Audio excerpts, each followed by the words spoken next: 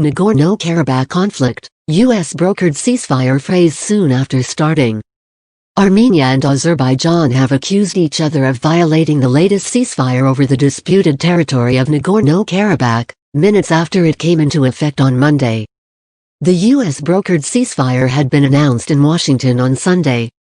Two other ceasefires agreed earlier this month over the conflict were broken almost immediately. Fighting erupted on the 27th of September around the mountainous enclave.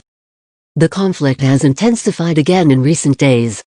The humanitarian ceasefire was announced on Sunday in a joint statement released by the U.S., Armenian and Azerbaijani governments. It came into effect at 8 o'clock local time, 4 o'clock GMT, on Monday. The announcement followed discussions between U.S. Deputy Secretary of State Stephen Biegun, Armenian Foreign Minister Zorab Natsikyanyan, and his Azerbaijani counterpart Yehan Bayramov.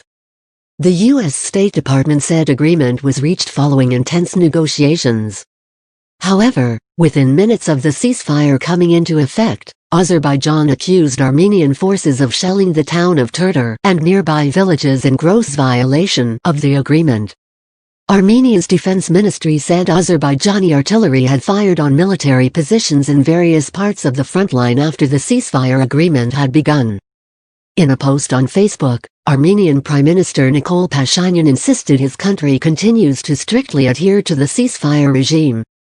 Kmet Hajiyev, a spokesman for the Azerbaijani president, said Armenia was trying to preserve the status quo based on occupation, adding, "The Azerbaijani side is exercising restraint. Schools in the town of Barda are crowded but there are no lessons here.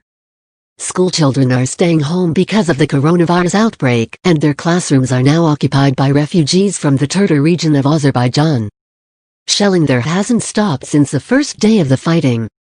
Ostagame Isfangyarov, now living in the school with his family, proudly shows me his grandson's drawings of a Kalashnikov assault rifle, a machine gun and a rocket-propelled grenade. "Look at how precise the details are," he says. In the pictures tanks and helicopters shoot at each other. These young boys are yet another generation growing up thinking war is just a part of life. And these are not the first families to have left everything behind. Thousands of Azerbaijani refugees from the First Karabakh War are still living in state-funded dormitories. Conditions are pretty basic, but for these refugees there is only one problem with where they have been living for the past 30 years: it isn't home. When I arrived I found them glued to the TV waiting for news about the villages and towns being taken by the Azerbaijani army.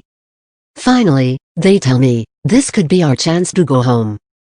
Mediators from the Organization for Security and Cooperation in Europe, OSCE, are also due to meet again on Thursday to discuss the conflict.